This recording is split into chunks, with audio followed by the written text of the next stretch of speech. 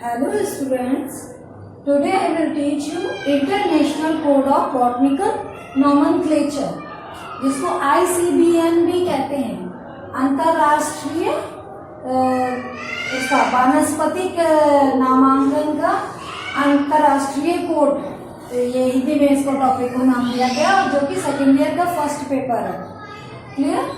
तो अब हम लोग इसके बारे में डिस्कस करते हैं। इसके पहले मैं बायनोमियल नोमेनक्लेचर आपको बता चुकी हूँ इसकी पहले वाली क्लास में।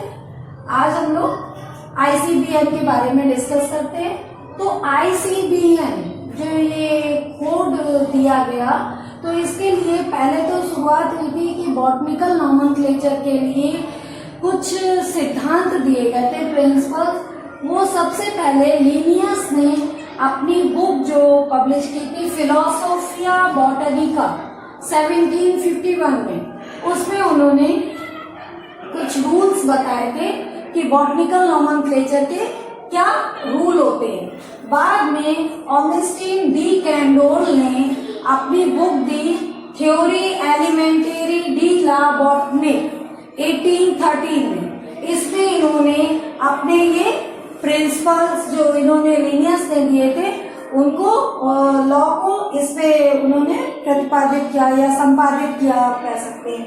तो ये लॉ जो उन्होंने रूल्स बॉटनिकल नोमेनक्लेचर के लिए बनाए थे, इनको AD Candolle's law of botanical nomenclature भी कहा जाता था। इसके बाद एक इंटरनेशनल बॉटनिकल कांग्रेस की कॉन्फ्रेंस हुई थी पेरिस में 1867 में, जहां पर कुछ रूल्स इंटरनेशनल कोड के अंतर्गत बताए गए। तो वो फिर सभी बॉटनिस्ट के द्वारा मान्य हुए। तो यहाँ पर 1867 में जो पेरिस में फिर इन्होंने अल्फोंसो डी कैंडोल थे, जिन्होंने लोइस डी ला नोमेनक्लेचर बॉटनिक अपना जो लिटरेचर था वो दिया 1867 में, जिसमें इन्होंने बताया कि कौन से लॉ हैं जो कि बॉटनिकल नोमेनक्लेचर को अंतरराष्ट्रीय तौर पर, अंतरराष्ट्रीय पद्धति के अंतर्गत मतलब मान्य हुए। तो ये जो रूल थे ये 1867 में तो पेरिस में सबसे फर्स्ट टाइम बताए गए। उसके बाद 1967 में 75 में जो 12वीं इंटरनेशनल बॉटनिकल कांग्रेस हुई थी, गठन हुआ था, उसमें कुछ संशोधन करके बताए गए। फिर 1978 में ये नियम प्रकाशित किए गए, जिनको 3 भागों में बांटा गया। वो 3 भाग थे, रूल्स मीन्स नियम, दूसरा सिद्धांत यानी प्रिंसिपल्स, और तीसरा सुझाव यानी रिकमेंडेशन। इन 3 भागों में ये सारे जो रूल्स एंड लॉ थे, नियम बनाए थे बॉटनिकल नोमेनक्लेचर के लिए इंटरनेशनल लेवल पर, तो उनको 3 उस पर बांटा गया, जो कि अब आगे मैं आपके साथ डिस्कस करूंगी। तो अब मैं आपको international code of botanical nomenclature के जो अंतरराष्ट्रीय botanical Congress, international botanical Congress ने 1978 में जो दिए थे रूल्स, क्या कहते हैं, तथ्य 3 पार्ट्स में डिवाइड किए थे, प्रिंसिपल्स, रूल्स एंड रिकमेंडेशन। वो मैं आपको डिस्क्राइब करती हूँ, समझाती हूँ। तो पहला तो आता है प्रिंसिपल्स। तो प्रिंसिपल के अकॉर्डिंग होता क्या है कि उनके अकॉर्डिंग जो कांग्रेस थी, इंटरनेशनल बॉटनिकल कांग्रेस, तो उसके अकॉर्डिंग जो प्लांट का नोमेनक्लेचर है वो एनिमल के नोमेनक्लेचर से डिफरेंट है। दूसरा, किसी भी टैक्सॉन का जो नाम है वो नोमेनक्लेचर के जो टाइप से निर्धारित किया जाता है। ठीक। और तीसरा इनका प्रिंसिपल था कि किसी भी टैक्सॉन का जो नोमेनक्लेचर है उनके जो पब्लिकेशन की प्रायोरिटी पर निर्भर करता है। जो पब्लिकेशन होगा जिस समय का उसके अकॉर्डिंग। और कुछ ऐसे भी नेक्स्ट प्रिंसिपल है उनका कि कुछ ऐसे भी तथ्य हैं या एविडेंस हैं जो कि ये प्रूव करते हैं कि प्रत्येक टैक्सॉन का नियमों के आधार पर जो नाम दिया जाता है वो ही करेक्ट नाम होता है। इसके बाद और भी प्रिंसिपल दिए गए, वो है आपका कि जो टैक्सॉन है उसका साइंटिफिक नेम और उनकी जो डेरिवेशन है कि कैसा डेरिवेशन किया गया, तो उसके आधार पर ना वो नाम देते हुए जो लैटिन नाम होता है उसके अकॉर्डिंग देते हैं। दूसरा कुछ तथ्य ये भी है उनके अकॉर्डिंग जो नॉमेनक्लेचर के रूल हैं वो रेट्रोएक्टिव होते हैं। अब आती है बात रूल्स की। रूल्स में रैंक ऑफ टैक्सा अगर देखें तो रैंक ऑफ टैक्सा क्या होता है कि जो भी हमको किसी भी कोटि का भी से किसी भी टैक्सा का अगर रैंक निकालनी है तो उसकी सबसे निम्न जो रैंक है वो कौन है, स्पीसीज। उसके बाद जो उसके पहले जो जीनस, फैमिली, ऑर्डर, क्लास या प्लांट किंगडम आता है वो सब हायर रैंकिंग के है। उस टैक्सा के लिए वो उसकी हायर रैंक्स हैं। तो इस हर जेनरा के लिए जो आपका स्पीसीज है वो कई सारी हो सकती है और हर फैमिली के कई सारे जेनरा हो सकते हैं। अब नेक्स्ट आता है टाइपिफिकेशन। टाइपिफिकेशन मीन्स होता है प्रारूपीकरण। इसका मतलब क्या होता है कि जैसे किसी भी टैक्सा के जो आपका किसी भी टैक्सा का जो रैंक है यानी उसकी फैमिली, जेनरा और स्पीसीज, ये सब नॉमेनक्लेचर के टाइपिफिकेशन है। यानी टाइपिफिकेशन वह स्पष्ट मूल लक्षण है जिसके द्वारा, यानी आप कह सकते हैं एक बेसिक कैरेक्टर है जिसके साथ जो उसका नाम है वो स्थायी रूप से संबंधित रहता है। और किसी भी स्पीसीज या जेनरा के लिए जो इंट्रा स्पेसिफिक टैक्सॉन है वो अलग स्पेसिमेन होता है। क्लियर?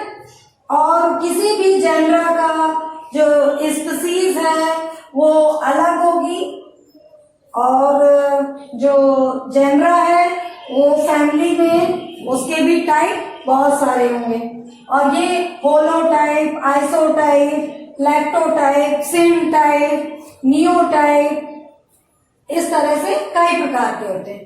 अब तीसरा रूल आया प्रियोरिटी। प्रियोरिटी मीन्स क्या होता है? मीन्स प्राथमिकता। तो ये रूल के अकॉर्डिंग क्या होता है कि प्रत्येक जो टैक्सॉन है उसका केवल एक ही शुद्ध नाम होता है। मीन्स ये नाम जो कि सबसे पहले दिया गया हो और इसीलिए उसको प्रियोरिटी, प्राथमिकता कहा गया है इस सिद्धांत को। ठीक, अब नेक्स्ट आता है नेम ऑफ द फैमिलीज। तो इस रूल के अकॉर्डिंग जो अंतरराष्ट्रीय बॉटनिकल कांग्रेस ने दिया है रूल, उसके अकॉर्डिंग किसी भी फैमिली का नाम, किसी भी फैमिली का नाम उसके जेनरा का सफिक्स लेकर, मीन्स शुरुआती जो वर्ड है वो लेकर शुरू किया जाता है। मीन्स और मोस्टली लैटिन में होता है और उसमें जो मतलब मैंने बोला था कि जेनरा का शुरू का लैटिन वर्ड लेंगे और उसके बाद एसी सफिक्स लगा देंगे। सफिक्स मीन्स प्रत्यय, तो वो लगाने से फैमिली का नाम बन जाता है। अच्छा, तो कुछ फैमिलीज तो ऐसी हैं जिनमें एसी लगाकर बने हुए थे पहले से, परंतु जब ये वेस्कुलर प्लांट्स के लिए ये रूल आया, जो कांग्रेस ने, ये बॉटनिकल कांग्रेस ने दिया, इंटरनेशनल बॉटनिकल कांग्रेस ने, ठीक, तो इन्होंने जो ये रूल दिया उसके अकॉर्डिंग कुछ फैमिलीज के नेम चेंज किए गए। जैसे कि मैं आपको बता देती हूँ, पानी का हो गया एरिकेसी, यहां मैं लिख देती हूँ, पानी का हो गया एरिकेसी। इसके बाद दूसरा आपका है ग्रेमिनी, ग्रेमिनी का हो गया पोएसी, पोआ जीनस और एसी, इसी तरह ये एरिकेसी। फिर क्रूसीफेरी का चेंज होकर हो गया ब्रेसिकेसी। इसी तरह आपका लेग्यूमिनेसी का चेंज होकर हो गया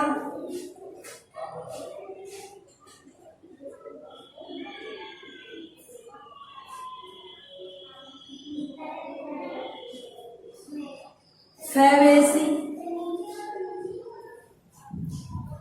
इसके बाद एक और है गटीफरेल्स, गटीफरेसी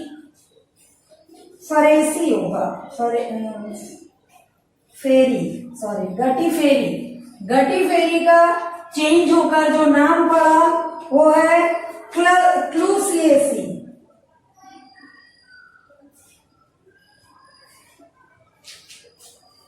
इसके बाद आया आपका अम्बेली फेरी, अम्बेली फेरी का चेंज होके हुआ एपीएसी।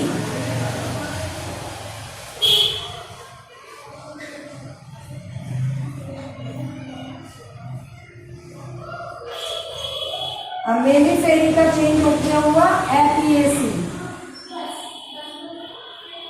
और आपका लेबिएटी का हुआ लेबिएसी, जो कि तुलसी की फैमिली है। और लास्ट आपका कंपोजिटी का चेंज होकर हुआ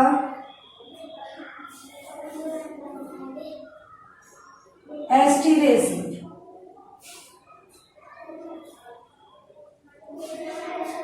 तो अब ये हो गया नेम ऑफ फैमिलीज का। अब आई बात नेम ऑफ जीनस की। तो नेम ऑफ जीनस में इनके अकॉर्डिंग जीनस का नाम एक नाउन होता है, नाउन वर्ड होता है, जो कि सदैव कैपिटल वर्ड से लिखा जाता है। ये बायनोमियल नोमेनक्लेचर में भी था। और ये नाम प्रायः सिंगुलर में होते हैं। प्रारंभ में ये जेब्रा नाम केवल लैटिन वर्डों में हुआ करते थे, लेकिन बाद में ये जीनस के साथ साइंटिस्ट का नाम भी लिखने लगे। जैसे कि मैंने अभी पहले भी बताया था आपको कि नाम के आगे कैरोलस लिनियस का सी लिख दिया, या जीनस का आपका हुकर ने अगर सर्च किया है तो हुकेरिया कर दिया। अच्छा, अब आई नाम नेक्स्ट रूल की कि नेम ऑफ द स्पीसीज। तो नेम ऑफ द स्पीसीज में क्या था कि उसमें जो स्पीसीज का नेम होता है वो हमेशा स्मॉल वर्ड से लिखा जाता है, कैपिटल वर्ड से नहीं लिखा जाता है। और दूसरी बात कि जो स्पीसीज का नाम है वो एक या दो शब्दों से मिलकर बनता है। दो या अधिक शब्द से हो तो उन्हें हाइफन लगाकर जोड़ दिया जाता है। जैसे कि आपको अगर याद हो तो हिबिस्कस, रोजा, साइनेंसिस।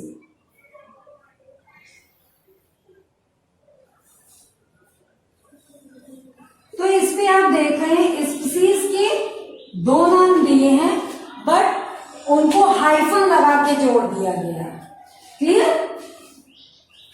अब नेक्स्ट बात आती है कि name of the plants in cultivation, के प्लांट्स के कल्टीवेशन में क्या नाम है, ठीक, मीन्स जो कल्टीवेटेड किए जाते प्लांट्स उनके अकॉर्डिंग नाम। तो यदि किसी भी वाइल्ड प्लांट की अगर एग्रीकल्चर के रूप में कल्टीवेटेड कर लिया जाता है तो उस प्लांट का बॉटनिकल नेम बदला नहीं जाता है। नेक्स्ट आता है कि conditions of effective and valid publication. तो कुछ कंडीशंस हैं नॉमेनक्लेचर की जो कि इफेक्टिव होती हैं और पब्लिकेशन के लिए भी वैलिड होती हैं। जैसे कि अगर 10 बॉटनिकल इंस्टीट्यूट जो भी हैं तो उनमें जितनी भी बुक्स होंगी उनमें सभी जगह एक ही नाम पब्लिश होगा। बॉटनिकल नॉमेनक्लेचर के अंतर्गत जो नाम दिया गया है वो एक ही नाम पब्लिश होगा, अलग अलग नहीं होगा। चाहे वो बुक आप NBRI में पढ़ लीजिए और चाहे पूसा में पढ़ लीजिए, कहीं भी पढ़िए या आप अपनी ही लाइब्रेरी में किसी पढ़िए, बॉटनिकल नेम सेम मिलेगा। यहाँ तक कि आप अगर गूगल पर भी सर्च करेंगे तो वही नेम मिलेगा। अब नेक्स्ट आता है लास्ट रिकमेंडेशन मीन्स सुझाव। तो प्रिंसिपल्स के अकॉर्डिंग सुझाव क्या थे, क्लियर? तो सुझाव मैं बताती हूँ। तो जो ये बॉटनिकल कांग्रेस का जो नॉमेनक्लेचर दिया गया उनके अनुसार इन नियमों के उपयोग की जो व्याख्या की गई उसके लिए कुछ सुझाव दिए गए। तो वो सुझाव का जो मेन उद्देश्य था वो फ्यूचर में जो नॉमेनक्लेचर है उसमें मतलब एक आप कह सकते हो यूनिफॉर्मिटी होगी और क्लियरिटी होनी चाहिए कि एक से वो दिखे, क्लियर? तो इस तरह से ये ICBN हमारा कंप्लीट हो गया।